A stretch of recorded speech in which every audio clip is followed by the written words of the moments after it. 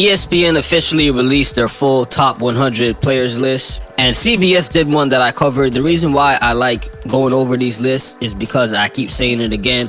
When the media picks players that they like or who they think is the best, it gives you an idea as to who's going to make these All-NBA team awards or any award in general since they vote on them. And there is some similarities, if not overlap, with some of these picks. CBS is owned by Paramount Global. ESPN is owned by Disney. You would think it wouldn't be, but there seems to be some conclusions that people in the media are reaching. Without further ado, let's get into this. And ESPN's list was 100. I'm just going to start with the top 50 and then work my way down from there. So they got Julius Randle at 48, Evan Mobley at 47. I don't know what Mobley has done at this point in his career to be ahead of a Julius Randle. Julius Randle being a star caliber player. He's had his time with the Knicks where he was leading the team. Mobley hasn't done that as of yet. Maybe he will. For me to put him above a Julius Randle. All right, they got Kristaps Porzingis at 46, DeMar DeRozan at 45. Like some of these rankings that they have, I may disagree with it, but it doesn't stick out like a sore thumb to me. The Mobley and Julius Randle one definitely maybe at least raise an eyebrow. As I continue on going through this list, this is where the overlap happened with the CBS and ESPN list, because they have Derrick White at 39. And like I said in my other video, Derrick White is a really good player. I don't want to diminish what it means to be a role player in the NBA, and you need guys like that who could just fill in their spots. They're not going to be flashy superstar or star players. That is needed. But to put Derrick White at 39 over, I'm going to name some of the guys he's over right now. Ingram, James Harden, Pascal Siakam, DeJounte Murray, DeMar DeRozan, Julius Randle. I don't think that's fair. And I guess the argument here is looking at what Derrick White contributes to a winning team, a championship team with the Boston Celtics. This reminds me of when some people may say Robert Horry deserves to be in the Hall of Fame since he's a 7-time NBA champion. Robert Horry, a good player, but he didn't make an All-Star game. He doesn't have anything that stands out outside of those 7 championships. That's not to say that he's not an accomplished player and not somebody that you wouldn't want to have on your team. I'm just saying in terms of Hall of Fame, other star players who had a higher skill level, even though he has those 7 rings, you wouldn't just say, hey man, we're going to put you in the Hall of Fame. Nonetheless, let's keep moving along. I feel like I could keep going on and on about that topic itself. At 34, they have Rudy Gobert. Rudy is one of the most polarizing players.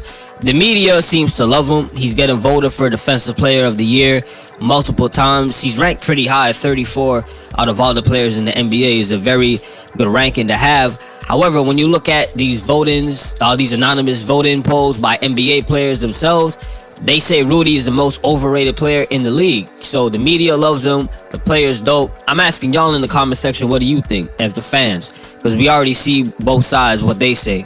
I will say personally, it is nice to see a player that is strictly known for defense being appreciated, especially in this era where it's offense on steroids. If there's an upside that I could point to, that would be it. At number 25, they have Kyrie Irving. This is another overlap that I saw with the CBS list, where they had Kyrie and then the other guys above him, Apollo Banchero, Damian Lillard, Kawhi Leonard, Paul George. Outside of the last 2 names being two-way players, and I think that's part of the reason why they have him above Kyrie, I still would put Kyrie above those 2 and Apollo and Dame Lillard as well, just off of the recent success, helping Luka Doncic bring the Dallas Mavericks to the NBA Finals, something they haven't done within the Luka era, and put the stats away too, right? Kyrie still puts up really great numbers. If you just watch him, the eye test tells me his skill level, at least to me, ranks a lot higher than just 25. Kawhi Leonard and Paul George, the injury history, Clippers not really getting too far in the playoffs. Dame Lillard, recent years, he's with Milwaukee Bucks now. He still has something to prove. Paulo's still a young player. I just don't see how these guys are above a Kyrie Irving. All right, that's just my opinion. Now, they have Ja Morant at 20 as we move along. Ja's a little bit tricky. Not that I think he has lost the skill and, he's not the same player ever since his off-the-court issues. It's more about the injury that he suffered. I'm assuming it's nothing too serious. He's 100% back. If that's the case, I think you'll see him a lot higher than just being seen as a top 20 player right now. But due to his injury, as I mentioned, and other people who will hold the off-the-court drama against him, missing all of this time, there may be question marks for people wondering how great he will be. So they kind of just throw him there at the 20. I think he'll be a lot higher as the season moves along. A couple names that they have above him are Bam Adebayo, Tyrese Maxey. Let me focus on Bam a little bit. Great two-way player. He's always in the running for Defensive Player of the Year. I don't know if he has enough offense where I put him this high. He does average close to 20 points per game. You can make that argument for him being at this spot. I'm not mad at it, though. It's not something that sticks out to me where it's like, how did this happen? But it is a little bit interesting, especially since his teammate Jimmy Butler is ranked at 28. Jimmy Butler and Bam are similar in the sense of they're two-way players that average about 20 points a game. Bam, with the defensive rebounding, statistically it looks better, but I think we all know Jimmy is still looked at as the heart and soul, the leader of the team. To have him 10 slots down behind Bam, that is clearly indicating that you look at Bam as the star, at least moving forward for the future. What do y'all think? Do you agree with Bam being ranked higher than Jimmy Butler? That definitely seems like it's a bit intentional on their part. Victor Wembanyama is at number 11. This is where issues of consistency come in. I talk about Derrick White being at number 39, and for me, I'm looking at it like, well, the winning is there. The championship team, I understand the success. The skill level, however, doesn't translate to him being that high over certain players. This is like the inverse of Derrick White, where I'm looking at Victor. The skill level is clearly there. No one is debating that. But the Spurs were one of the worst teams in the NBA just last year.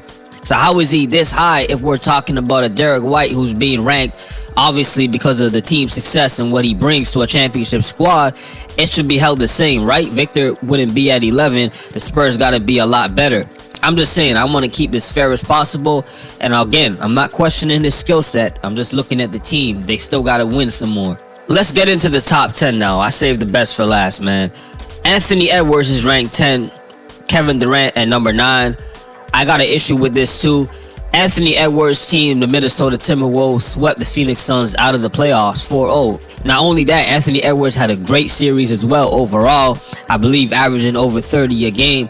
Kevin Durant had a good series as well, but this is not a situation where Anthony Edwards played bad and he had to rely on Karl Anthony Towns or another teammate to get the job done, and it was a close series while Kevin Durant was still balling out of control. I could understand if it was something like that. Kevin Durant clearly outplayed Anthony Edwards. Again, I'm trying to really go off of most recent history, not a lifetime career. What have they done throughout their whole tenure in the NBA? I'm just going off of what I've seen recently. I don't see how Anthony Edwards should be behind Kevin Durant at this point, which loosely ties into my next point with Steph Curry being at number 6. Statistically, puts up great numbers, looks like he's in his prime, hasn't missed a step.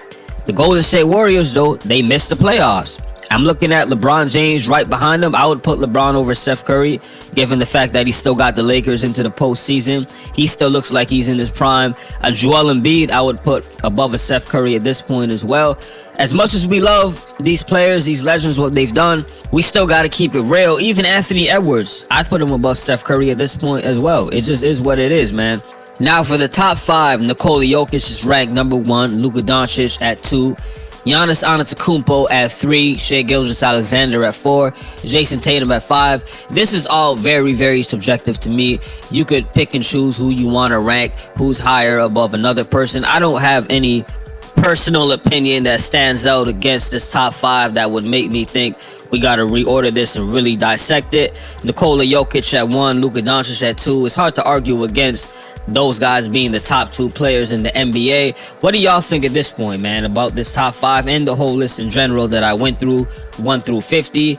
Again, it was a list that was 1 through 100. If you want to get the whole thing, you can check it out on ESPN. Hit me up in the comment section, though. Do you think I got this right? Was I fair? What do you believe needs to be done with the list? What do you think about my list and what I critiqued overall with certain positions? Hit me up in the comment section, and as always, salute for listening. Peace.